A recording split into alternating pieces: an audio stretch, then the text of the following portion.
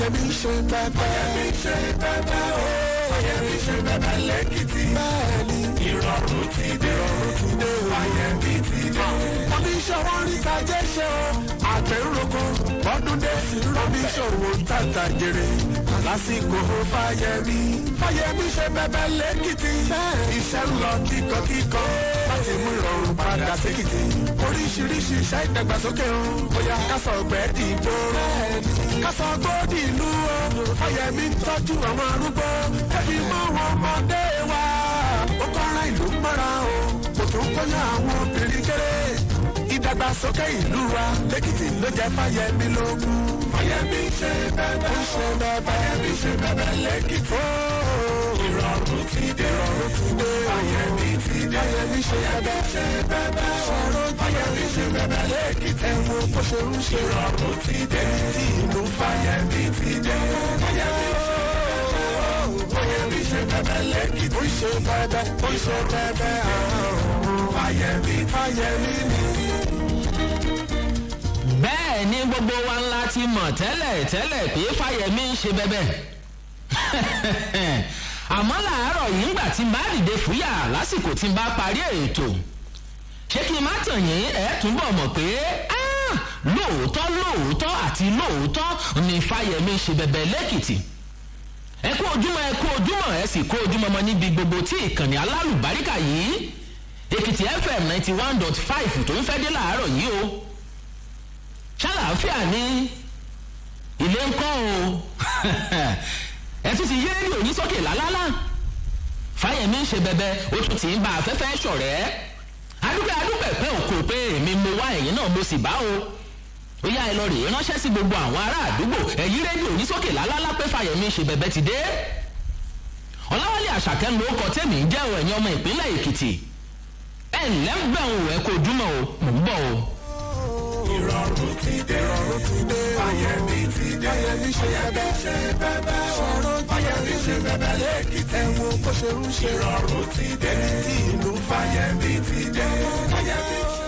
Ẹ̀yin ọmọ Nàìjíríà pàápàá jùlọ Èkìtì kété Fáyẹmí ṣe bẹ́bẹ́ yín rèé.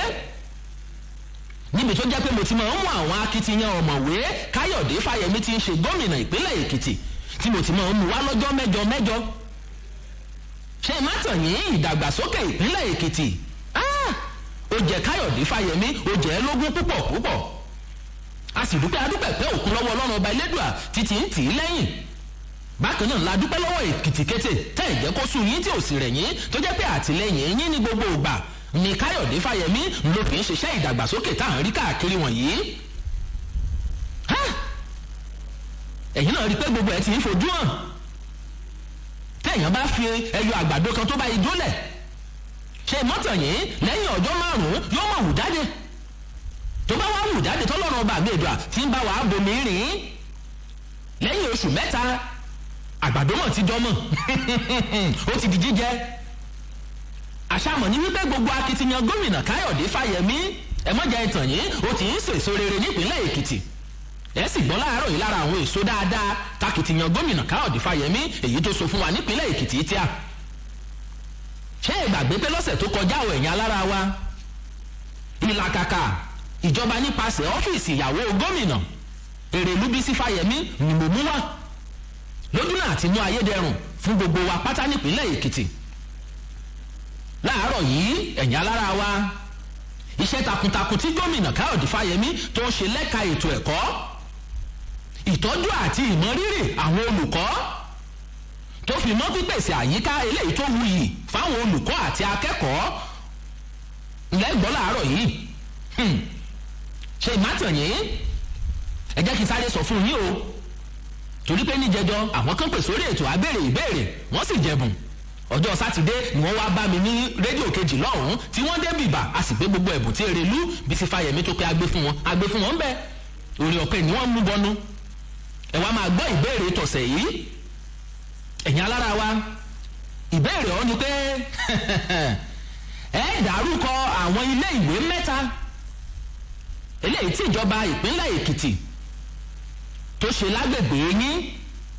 Ẹ̀gbọ́n lẹ́ẹ̀kan sí o ilé ìwé 3 nínú gbogbo àwọn ilé ìwé tó wà níjọba ìbílẹ̀ gbogbo yín pátá ẹ dárúkọ iléèwé 3 tíjọba tó ṣe nǹkan síbẹ̀ kí wá ní àwọn nǹkan tó ṣe bóyá wọ́n tún kíláàsì bóyá wọ́n tún kọ́ tàbí wọ́n ṣe ẹ̀kọ́ lákọ̀tún bóyá ilé ìgbọ̀nsẹ̀ ni wọ́n ṣe síbẹ̀ bóyá fẹ́ǹsì ni bóyá omi ìgbàlódé ni wọ́n ṣe síbẹ̀ ilé ìwé 3 níjọba ìbílẹ̀ kan lẹ́ẹ̀dàkọ wọn nígbà tí n bá wá ṣe ojú òpó lẹ̀ lẹ́pẹ̀ mi wọlé lẹ́sì fún mi ní ìdáhùn torí pé Èrèlú Bísí Fáyẹ̀mí ìyàwó gómìnà òtútù kẹ́bùn ńlẹ̀ o tó bí a mọ̀ á fún yín àpẹẹrẹ rèé o kó ba lè yé yín dáadáa Methodist Primary School ó wà ní ààyè ìjọba ìbílẹ̀ Ìdó-Òsì ìjọba ṣe fẹ́ǹsì ilé ìwé ọ̀hún wọ́n sì ṣe àtúnṣe yàrá ìkàwé oníkíláàsì 3 àpẹẹrẹ kan ni mo ṣe fún yín ó ti yé yín ó dà mọ̀ ń bọ̀ náà o ẹja rọlù agbami ètò gan nísànsàn ẹnìlẹ́ ń bẹ̀ wò. kásá gbòdì ìlú o Fáyẹ̀mí ń tọ́jú àwọn arúgbó kẹ́bí mọ́ wọn ọmọdé wa ó kọ́ra ìlú mọ́ra o kò tún kóyán àwọn obìnrin kéré ìdàgbàsókè ìlú wa lẹ́kìtì ló jẹ́ Fáyẹ̀mí lógún. Fáyẹ̀mí ṣe bẹ́ẹ̀ bẹ́ẹ̀ ni o Fáyẹ̀mí ṣe bẹ̀bẹ̀ jájọ tẹ́síbẹ̀lẹ̀ jẹ́ làárọ̀ yìí ẹ̀yin alára wa mo kí gbogbo olùkọ́ pátápátá làárọ̀ yìí yíká ìpínlẹ̀ Èkìtì mo kí yín ló kọ gómìnà ọ̀mọ̀wé Káyọ̀dé Fáyẹ̀mí mo kí yín wípé ẹ kú ọdún ẹ sì kú ìyèdún torí pé ọdún lẹ ṣe lọ́jọ́ Ajé Teachers Day ọjọ́ tó lápẹẹrẹ ni fẹ́yìn olùkọ́ gbogbo wa náà lo olùkọ́ kọ́ torí pé tí ì bá ṣe pé ọlá olùkọ́ ẹ̀dá kò ní ń bo la àbá wà gómìnà Káyọ̀dé Fáyẹ̀mí ní kìyìn ò kìyìn ó sì lù yín lọ́gọ̀ ẹnu pé ẹ ṣeun ẹ sì kú iṣẹ́ torí pé lọ́jọ́ 5 oṣù kẹwàá ọdọọdún ńlá yájọ́ ọjọ́ àwọn olùkọ́ lágbàáyé nípínlẹ̀ Èkìtì ẹ̀yin alára wa níṣẹ́ làwọn olùkọ́ wọ̀nyí tí wọ́n kóra wọn jọ sí gbọ̀ngàn Adétilóyè nílùú Adó Èkìtì láti lọ rèé fi júrijú pẹ̀lú gómìnà ọ̀mọ̀wé Káyọ̀dé Fáyẹ̀mí tí ń ṣe ọ̀rẹ́ olùkọ́ torí pé ó fẹ́ràn olùkọ́ ó sì láìkí ẹ̀kọ́ gan dáadáa ọ̀mọ̀wé ni ó kàwé ó sì gbóyè ńlá ṣe ń pè ní ọ̀mọ̀wé àdúpẹ́ pé òkun fúru àdarí tọ́lọ́ ọba àmẹ́dùá tó fún wa nípínlẹ̀ Èkìtì tí ń ṣe Káyọ̀dé Fáyẹ̀mí àwọn olùkọ́ ọ̀hún tó jẹ́ pé pẹ̀lú ayọ̀ àti ìdùnnú wọ́n fi pàdé gómìnà tó sì bẹ̀rẹ̀ sí ní kọrin ìrèkì gómìnà kódà wọ́n fẹ̀mí ìmoore hàn bẹ́ẹ̀ ni gbogbo wọn ń pé gómìnà òṣùbà káre rẹ̀ rèé wọ́n sì ń gbé fún gómìnà pé ẹ ṣeun bẹ́ẹ̀ ni gómìnà tó ń sọ wípé ẹ̀yin lẹ ṣe jù àdúpẹ́ lọ́wọ́ yín ẹ̀yin alára wa wọ́n dúpẹ́ lọ́wọ́ gómìnà o nítorí pé wọ́n ló pèsè ẹ̀kọ́ ọ̀fẹ́ fáwọn ọmọ wa bẹ́ẹ̀ ni wọ́n tún ní gómìnà ṣe àtúnṣe sáwọn ilé ìwé àwọn olùkọ́ ni wọ́n ń sọ bẹ́ẹ̀ àwa náà sì rí pé lóòótọ́ ni wọ́n ní kódà gómìnà tún yan ọ̀gá àgbà ilé ìwé sẹ́kọ́ndírì 3 tí à ń pè ní píríncípà gómìnà yan àwọn 3 ń bẹ̀ ó wá lọ rèé fi wọ́n ṣe ọ̀gá àgbà pátá tí à ń pè ní tutọ̀ jẹ́nẹ́rà wọ́n tún gbóṣù bàákàrè fún gómìnà lórí ìyí pé kò ṣẹlẹ̀ rí àwọn mọ̀ dúpẹ́ òun ẹ̀yà lára wa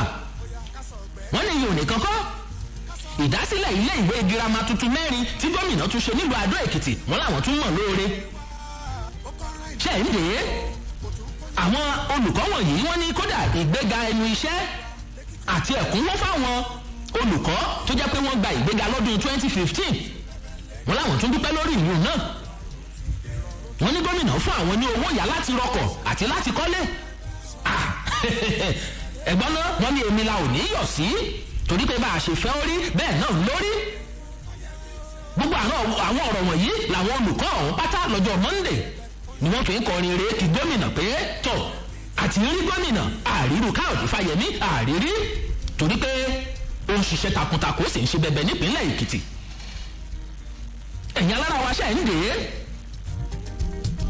ọ̀mọ̀wé Káyọ̀dé Fáyẹ̀mí nígbà tí òun náà ó sọ̀rọ̀ ó lóun fẹ̀mí ìmọrírì àti ìgbóore ó lóun fi hàn nítorí pé àwọn olùkọ́ wọ̀nyí wọ́n ní ìfarasìn àti ìdúróṣinṣin òun sì dúpẹ́ lọ́wọ́ ọmọfẹ́ yìí yálà àwọn olùkọ́ tí ń bẹ nílé ẹ̀kọ́ aládàáni tàbí ti ìjọba olóhùn kí wọn dáadáa pé iṣẹ́ takuntakun làwọn náà ṣe nípínlẹ̀ Èkìtì bó tilẹ̀ jẹ́ pé púpọ̀ nínú àwọn olùkọ́ ọ̀hún ẹ̀yìn alára wa ni ò lè péjú sí gbọ̀ngàn Adétilóyè torí bá mi kọ́ ṣẹ̀mọ̀ pé COVID-19 àrùn burúkú ni ó ti sọ gbogbo ayé ó ti sọ di bá mi ọlọ́ọ̀bá mi dùn àrè níṣẹ́ ń bá wa tó òun ló fà á tí wọ́n ṣe lè lọ́ọ̀rẹ́ ń lo pápá ìṣeré sáwọn ń lò tẹ́lẹ̀ wọ́n ṣe ní gbé ọ̀dà náà àwọn aṣojú nìkan wá kan wá fojú yìnjú pẹ̀lú gómìnà adúpẹ̀pẹ̀ òkun lóòótọ́ ìdàgbàsókè ìpínlẹ̀ Èkìtì kì má tàn yín ó jẹ́ Káyọ̀dé Fáyẹmí ó jẹ́ lógún gómìnà wa ṣèlérí ó ní gbogbo owó àjẹ́lẹ̀ lòun á gbìyànjú láti san lóòótọ́ owó àjẹ́lẹ̀ tó jẹ́ pé ìṣàkóso àná ló jẹ́lẹ̀ àmọ́ gómìnà nítò ìjọba níjọba ó mọ̀ ẹ́ jẹ́ òun ó sì gbìyànjú láti rí i pé òun san tọrọ ajé ìpínlẹ̀ Èkìtì tó bá irú gbọ́gbọ́ sí gbogbo wa la mọ̀ pé ọrọ̀ ajé àgbáyé ní ìsìn ó ṣòdòdò àní ò sí mbẹ̀. ọ̀mọ̀wé Káyọ̀dé Fáyẹmí ẹ̀yìn alára wa ó tún sọ fáwọn olùkọ́ bẹ́ẹ̀ ni pé ìgbáyé gbádùn àwọn olùkọ́ wọ̀nyí tó fi mọ́ gbogbo akẹ́kọ̀ọ́ ó ṣe pàtàkì sóhun púpọ̀ ó ní àrùn kòrónà ìyẹn COVID-19 ló ti mú ìfàsẹ́yìn bá pínpín lẹ́tà ìgbanisíṣẹ́ ìyẹn letter of appointment fáwọn olùkọ́ tìjọba ṣẹ̀ṣẹ̀ gbà nípínlẹ̀ Èkìtì gómìnà wa ní káwọn eléyìí kán lọ rèé fọkàn balẹ̀ pàápàá jùlọ àwọn tó jẹ́ pé wọ́n ti ṣe ìfọ̀rọ̀wánilẹ́nuwò tí à ń pè ní interview ó ní kán fọkàn balẹ̀ torí pé láìpẹ́ láì jìnnà àwọn ó bẹ̀rẹ̀ sí ní pín lẹ́tà ìgbanisíṣẹ́ wọn wọ́n bẹ̀rẹ̀ sí ní alẹ́ wọn lọ́wọ́ nípínlẹ̀ Èkìtì pé ẹ kú oríire Fáyẹmí ṣe bẹ́bẹ́ ìyá lára wa ọ̀mọ̀wé Káyọ̀dé Fáyẹmí tún wá ṣèlérí o fáwọn olùkọ́ wọ̀nyí pé ẹ dákun gbogbo ìbéèrè tẹ́ ẹ̀ ń béèrè ló wọ́n gbé yẹ̀wò lára àwọn ìbéèrè tí wọ́n béèrè ni pé ó dáa náà àwọn tó gba ìgbéga láti ọdún 2015 sọdún 2018 ìgbà wo lẹ̀kún wọ́n gùn gómìnà ní kàn fọkàn balẹ̀ wò ó yiri ẹ̀wò wò ó sì gbé yẹ̀wò owó oṣù tíjọba àná jẹ àwọn olùkọ́ tó wà ní primary àti secondary nǹkan àti ibi tó jẹ́ pé àwọn olùkọ́ ọ̀hún gan wọ́n rí pé wọ́n ń dé ìpele ìkẹtàdínlógún tí à ń pè ní grade level 17 ṣe rí pé kóríyá ni gómìnà Káyọ̀dé Fáyẹmí ló ṣe fáwọn olùkọ́ wọ̀nyí ẹ̀gbọ́n náà kí ló tún kù nígbà tí olùkọ́ náà bá ti ń dé grade level 17 kó tó di pé lọ rèé fẹ̀yìntì ẹ̀yin alára wa ìwà máa gbọ́ o bábá rí bẹ̀rẹ̀ lọ́jọ́ Monday ọ̀hún kan náà ni gómìnà tó tún mọ rírì àwọn olùkọ́ tí wọ́n jáfáfá lẹ́nu iṣẹ́ tó sì pín sọ̀wédowó ẹgbẹ̀rún lọ́nà irinwó náírà ìyẹn 400,000 ló pín fáwọn olùkọ́ wọ̀nyí tó jẹ́ pé òun lè jáfáfá ẹ̀ sì ṣe dáadáa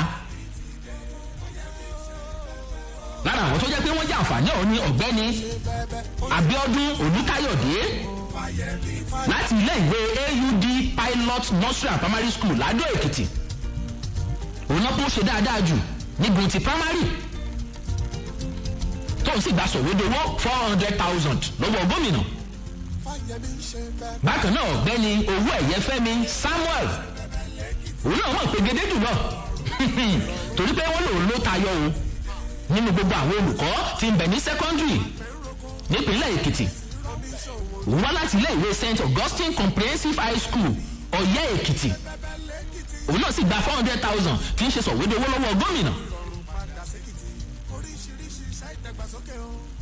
kẹ́lẹ̀ mọ̀ pé ìjọba ìpínlẹ̀ Èkìtì ó mọ rírì àwọn olùkọ́ níbi ètò ọ̀hún ìyàwó gómìnà Erelú Bámbám àwọn gan bẹ́ẹ̀ ń kalẹ̀ abẹnugan ilé ìgbìmọ̀ asòfin nípínlẹ̀ Èkìtì Right Honourable Fúnminíyì Àfúyẹ́ àwọn náà bẹ́ẹ̀ láti bá wọn olùkọ́ wọ̀nyí láti bá wọn dọ́wọ́ ọ̀dùnnú tó fi mọ́ kọmíṣánná fétò ẹ̀kọ́ ìmọ̀ sáyẹ́ǹsì àti ìmọ̀ ẹ̀rọ nípínlẹ̀ Èkìtì ọ̀mọ̀wé Adébímpé Adéríyè àwọn náà péjú bẹ́ẹ̀ o Èkìtì kẹ́sẹ́ àti ìgbọ́n kankan mò ń bọ̀ ẹ̀ǹlẹ́ ń bẹ̀rù lẹ́ẹ̀kan sí o.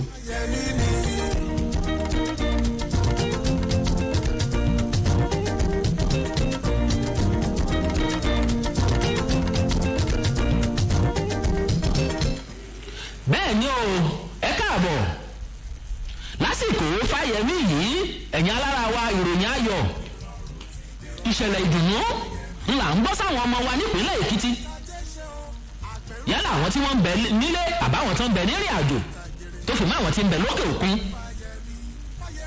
èyí tọ́pẹ́ àbí ò tọ́pẹ́ kódà ó tọ́pẹ́ ó tún jọpẹ́ lọ pàápàá ìdí ọ̀rọ̀ mi rèé o ẹ̀yin alára wa iwájú lójúgùn ń gbé nọ́mbà wánù ńlọ́lọ́ ọba mi Èdùmàrè ló ṣe wá nípínlẹ̀ Èkìtì torí pé ọmọ bíbí ìpínlẹ̀ Èkìtì kan olùkọ́ ní í ṣe ìpínlẹ̀ Èkìtì náà bí sì ti ń ṣolùkọ́ kódà ilé ẹ̀kọ́ ìjọba ló wà ìjẹ́jẹ́ mọ̀ pé ó tayọ ńlé ó tún lọ rèé tayọ lóko ẹ pé ṣáwó ẹ̀yin alára wa tẹ̀ ń gbọ́ mi láàárọ̀ yìí lórí ètò Fáyẹmí ṣe bẹ́bẹ́ ìjẹ́jẹ́ mọ̀ pé ẹni tí mò ń sọ yìí ó gbéra láti ìpínlẹ̀ Èkìtì ó lọ sílùú Àbújá ó sì lọ rèé gbàmì ẹ̀yẹ ọmọ ìpínlẹ̀ Èkìtì lọ rèé di àwòwáwò káàkiri orílẹ̀-èdè Nàìjíríà tá a bá ń sọ nípa àwọn olùkọ́ tí ń bẹ lórílẹ̀-èdè Nàìjíríà ẹ̀yin náà ẹ kọ́kọ́ bójú ìwò ná pé ẹgbẹ̀lẹ́gbẹ̀ lọ́nà ẹgbẹ̀rún ni wọ́n jẹ́ ọmọ bíbí ìpínlẹ̀ Èkìtì tọ́lọ́run bá mi Èdùmàrè tó gbà fún kìmátàn ní o ọ̀gbẹ́ni Ọláolúwa Aṣúbíòdò láti ilé ìwé Amòye Grammar School nílùú Ìkẹ́rẹ́ Èkìtì jẹjẹ mọ̀ pé ó lọ rèé gba àmì ẹ̀yẹ olùkọ́ tó dára jù lórílẹ̀‐èdè Nàìjíríà. kẹ́bí mọ́ wọn ọmọdé wa ó kọ́ra ìlú mọ́ra o kò tó kọ́yà àwọn obìnrin kéré ìdàgbàsókè ìlú wa lẹ́kìtì ló jẹ́ Fáyẹmí lógún. Fáyẹmí ṣe bẹ́bẹ́ Fáyẹmí ṣe bẹ́bẹ́ lẹ́kìtì ìrọ̀rùn ti dé Fáyẹmí ti. ẹ̀yin alára wa ṣe ń dè é kẹ́ lè mọ̀ pé Káyọ̀dé Fáyẹmí ṣe bẹ́bẹ́ lóòótọ́ Ọláolúwa Aṣúbíòdò lolùkọ́ tó dá gájádù lórílẹ̀‐èdè Nàìjíríà fọ́dún 2020 ṣé kí n má tàn yín ilé ìwé ìjọba wa nípínlẹ̀ Èkìtì Àmọ̀yé Grammar School Ìkẹ́rẹ́ ló wà tó ti ń ṣolùkọ́ a sì dúpẹ́ nígbà tí èèyàn bá tiẹ̀ ń ṣolùkọ́ nílé ìwé Àmọ̀yé ó di dandan káwọn ọmọ tí ń bẹ́ẹ̀ káwọn náà mọ̀ ìwé tó sì yè àdúgbò pé òkun lọ́wọ́ Ọlọ́run ọba Elédùà ǹjẹ́ ilé mọ̀ pé gómìnà kíkú oríire nígbà tó ránṣẹ́ sí ọ̀gbẹ́ni Aṣúbíòdò olórí gbókò ìpínlẹ̀ Èkìtì dá inú òmìnirò ní gómìnà Káyọ̀dé Fáyẹmí sọ gómìnà wa sọ kankan tó wù mí lórí ńbẹ oníṣẹ́ rí ọ̀gbẹ́ni Ọláolúwa Aṣúbíòdò yìí ó láṣẹ yọrí tó lọ rèé ṣe nílùú Àbújá gẹ́gẹ́ bí olùkọ́ tó dáa jù lórílẹ̀‐èdè Nàìjíríà kí n má tàn yín gómìnà ní kò ya òun lẹ́nu ẹ̀yin náà pé ó nídìí gómìnà ní kò ya òun lẹ́nu rárá ó nítorí ìbá mi kọ́ ó ní lọ́dún 2019 nípínlẹ̀ Èkìtì nígbà tá à ń ṣe àyájọ́ àwọn olùkọ́ ǹjẹ́ ẹgbẹ́ mọ̀ pé arákùnrin Ọláolúwa Aṣúbíòdò yìí òun lolùkọ́ tó dáa jù nípínlẹ̀ Èkìtì ǹjẹ́ lọ́dún 2019 gómìnà níṣẹ́ ti wá rí pé bó ṣe lọ rèé ṣe àṣeyọrí lókè ìdùnnú ló jẹ́ fóun ṣùgbọ́n òun mọ̀ pé yóò kulẹ̀ débi gíga torí pé ó ṣá pàápàá àdúgbò ẹ̀pẹ́ òkun àṣeyọrí ìní ni ọ̀mọ̀wé Káyọ̀dé Fáyẹmí ló wáyé o látara wípé ìwà òtítọ́ ìfọkànsìn ìwà ọmọlúàbí fífara ṣiṣẹ́ tọkàntara ló mú ìyàn tàtayọ lẹ́nu iṣẹ́ tí bá yàn láàyò gómìnà wa ní gbogbo àwọn kan wọ̀nyí náà ló wà ní ìbámu pẹ̀lú ìṣàkóso tí ń bẹ lóde nípínlẹ̀ Èkìtì pé ẹ dákun ẹ̀já nígbàgbọ́ ká nírètí nínú ìjọba tí ń bẹ lóde yìí ká wá farasí ká fọkàn tán lẹ́yìn ọ̀rẹ́ yìí ẹ̀ rí i pé yóò dáa fún gbogbo wa nípínlẹ̀ Èkìtì. níbẹ̀ ni gómìnà ti wá jẹ́jẹ́ àtìlẹ́yìn rẹ̀ fún gbogbo ọmọ bíbí ìpínlẹ̀ Èkìtì pátápátá nílé àtìlẹ́yìn ó di pé tẹ́ ẹ bá ti ń ṣiṣẹ́ takuntakun tó sì jẹ́ pé iṣẹ́ tẹ̀ ń ṣe iṣẹ́ tó bófin mu ni lóòrèkóòrè lẹ́mọ̀ rí àtìlẹ́yìn ìjọba gbà ìyẹn nídìí iṣẹ́ tó jẹ́ pé ẹ̀yàn láàyò gbogbo wa la mọ̀ pé owó gidi níjọba ń ná lórí ètò ẹ̀kọ́ nípínlẹ̀ Èkìtì àní ò sí mbẹ̀ tinú gómìnà tó sì ń dùn pé tọ̀ àdúgbò torí pé owó tìjọba ń ná lẹ́ka ètò ẹ̀kọ́ kò wó gbà tú owó tìjọba ń ná lórí ètò ẹ̀kọ́ láti ṣe àtúnṣe síbẹ̀ kó ba lè dùn ún wò káwọn olùkọ́ gan kan wà ní kíláàsì kínú wọn dùn kó ní wọn báyìí kó sílẹ̀ tó bá sì ṣe é sílẹ̀ tí wọ́n ń gba ìmọ̀ kan mọ̀ mú ìmọ̀ tí Ọlọ́run bá gbèdúmọ̀ àrèdó fún wọn táwọn náà sì lọ rèé kọ́ lé ìwé kan tún mọ̀ fáwọn ọmọ wa tí ń bẹ̀ ń bẹ̀. gómìnà níṣẹ́ rí pé èyí tọ́pẹ́ mo wá kí olùkọ́ àṣùbí òjò láàárọ̀ ilé ẹ̀kan sí o kódà tó fi mọ́ gbogbo àwọn ọmọ ilé ẹ̀kọ́ tí ń bẹ̀ ní àmọ̀yé grammar school nílùú Ìkẹ́rẹ́ Èkìtì pé Ọlọ́run ọba gbèdúmọ̀ àrè yóò túbọ̀ mọ́ wà pẹ̀lú yín o àti gbogbo olùkọ́ pátá yíká ìpínlẹ̀ Èkìtì ẹ̀yin sí òkàn lọ́tẹ̀ yìí kò náà kó jáfáfá díẹ̀ sí torí pé lọ́dún tó ń bọ̀ ó lè kàn án. lóko ìjọba àti Èkìtì-kété ni gómìnà Káyọ̀dé Fáyẹmí ló fi ń kí Ọláolúwa Aṣúbí Òjò kú oríire o àti jíjẹ́ aṣojú rere fún ìpínlẹ̀ Èkìtì tó sì lọ rèé gbogbo ìpínlẹ̀ Èkìtì gan káàkiri orílẹ̀-èdè Nàìjíríà. Èkìtì-kété gbogbo àwọn àṣeyọrí wọ̀nyí ẹ dákun ẹ má jẹ́ kí n tàn yín kò sí lẹ́yìn pé ojú inú tí gómìnà Káyọ̀dé Fáyẹmí tó ní láti gbé ìpínlẹ̀ Èkìtì dé ipò aṣíwájú èyí tó yẹ kó wà nínú ètò ẹ̀kọ́ torí tẹ́ bá ń sọ nípa ètò ẹ̀kọ́ ẹ má jẹ́ tàn yín ìpínlẹ̀ Èkìtì ń ṣe ìpínlẹ̀ tẹ́ lè fọwọ́ rọ́ sẹ́yìn aṣíwájú la jẹ́ àwọn iṣẹ́ gbogbo tí gómìnà Káyọ̀dé Fáyẹmí tó sì ń ṣe nípínlẹ̀ Èkìtì ló ti ń fojú hàn sí rere àwa dúpẹ́ lọ́wọ́ gómìnà náà pé ẹ ṣeun o kò ní sun yín kò sì ní rẹ̀ yín o. mo débi mo dúró náà láàárọ̀ yìí ẹ̀yìn alára wa torí pé mo fẹ́ sáré ṣe ojú òpó lẹ̀ mo ṣe sọ ṣáájú. ìbéèrè tẹ́sí bá ń dáhùn sí ẹ̀yìn alára wa òun ni pé ẹ dárúkọ àwọn ilé ìwé mẹ́ta péré níjọba ìbílẹ̀ yín eléyìí tí gómìnà Káyọ̀dé Fáyẹmí tó mú àtúnṣe bá àti àwọn nǹkan tí wọ́n ṣe ń bẹ̀ mẹ́ta péré náà ni mo ti fún yín lápẹẹrẹ bí pẹ́kẹ́ pé Methodist Primary School orúkọ ilé ìwé kan nù ibo ló kọ̀ ń wà ààyè níjọba ìbílẹ̀ Ìdó-Òsì gómìnà ṣe fẹ́ǹsì ilé ìwé ọ̀nká wọ́n sì ṣe àtúnṣe yàrá ìkàwé oníkíláàsì mẹ́ta ló bá tán 08065226145 hello. Hello, ẹ káàárọ̀. Fáyẹmí. Ó ṣe bẹ̀gẹ̀ lẹ́kìtì. orúkọ yín àti bí tẹ́ ti ń pè yí o. Orúkọ mi ni Bísánà láti ìlú Ọmọba Èkìtì. láti ìlú Ọmọba Èkìtì. Bẹ́ẹ̀ni sá. ó yá ẹnì ṣó ńlẹ̀. Fáyẹmí ó tún yàrá ìkẹ́kọ̀ọ́ mẹ́ta ṣe ní CAC Primary School. Ìlú Ọmọba Èkìtì ó tún ṣe fẹ́ẹ̀sì ríká. ẹ ṣeun ó yá. Ní sí ìṣẹ́jọ́ Primary School. Wọ́n ṣe yàrá ìkàwé mẹ́ta pọ́lẹ̀ sí ní fẹ́ẹ̀sì ríká náà. ó di méjì. Ní St. Peter Anglican Primary School. níbo ni yóò wà. Ó wà ní Ọmọba Èkìtì. ó yá. Wọ́n ṣe yàrá ìkàwé mẹ́ta pẹ̀lú wọ́n jẹ́ ti ṣe fẹ́ẹ̀sì yíká. ẹ pàtẹ́wọ́ fúnra yín. Ẹ ṣé o. ẹ mọ bẹ́tò yìí bọ̀ 08065226145 08065226145 hello. ẹ bá ní sùkúrù ní rédíò yín ẹ jọ̀ọ́. Ẹ kú ètò. Fáyẹmí. Hello. hello Fáyẹmí. Ó ṣe bẹ̀bẹ̀. orúkọ yín àti ìdẹ́ tí ó rìn. Orúkọ mi ni láti Sáńpọ̀lì láti ìlú Arákùnfọ́. láti ìlú Arámọ́kọ́ Èkìtì. Bẹ́ẹ̀ni. ó yá ẹ dá sí tó ẹ ṣeun. ẹ dáhùn ìbéèrè. A dúpẹ́ lọ́wọ́ gómìnà wa. Wọ́n ṣe fẹ́ẹ̀sì ti Christlight ní ìlú Arákùnfọ́ ní Swan Primary School. ó di ní. Wọ́n dẹ̀ tún ṣe ti fẹ́ẹ̀sì ilé náà. kí lẹ pè é. Ó ṣe àwọn ó ní wọ́n tún àwọn iléèwé sísọ sílẹ̀ ní ìlú Arákùnfọ́. St. Stephen ó di méjì.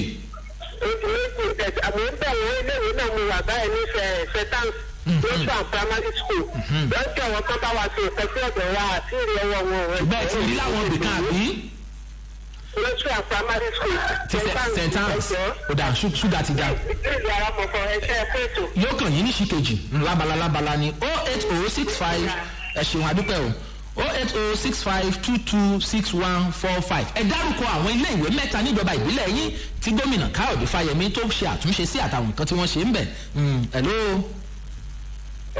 hello fáyemí. Fáyemí ẹ kó ètò àbá. ẹ ṣeun orúkọ yín àti bíjẹ tí ń pè é o. ẹ̀wọ̀n tó orúkọ mi láti Kọ́gòsì. láti Kọ́gòsì. bẹ́ẹ̀ni sá. ó yá. nǹkan tí Fáyemí ṣe fún ìwà ó ṣe ilé ẹ̀kọ́ tuntun mẹ́ta sí community primary school. yàrá ìkàwé àbí. bẹ́ẹ̀ni yàrá ìkàwé mẹ́ta. ó yá. bẹ́ẹ̀ tó ṣe yìí náà ti ní Baptist primary school náà nínú Èkìtì yẹn náà ní Kọ́gòsì Èkìtì yẹn náà. ó di méjì. ẹ bá wá kan sí. ó ṣe àwọn fẹ́ǹsì yìí ṣe fẹ́ǹsì yìí ká ó ṣe àwọn ìṣẹ́ ọmọ kéékèèké náà. ẹ ṣe dúpẹ́. ìkẹta ni ó ṣe Ìkọgòsì high school ó ṣe fẹ́ǹsì yìí ká ó dẹ̀ tún kọ́ oríṣiríṣi ilé ìwé tuntun tó yàtọ̀ sí àwọn tó ti kọ́ tẹ́lẹ̀tẹ́lẹ̀. ṣúgà ti já ẹ mọ bẹ́tẹ̀ yìí bọ̀ hello Fáyemí.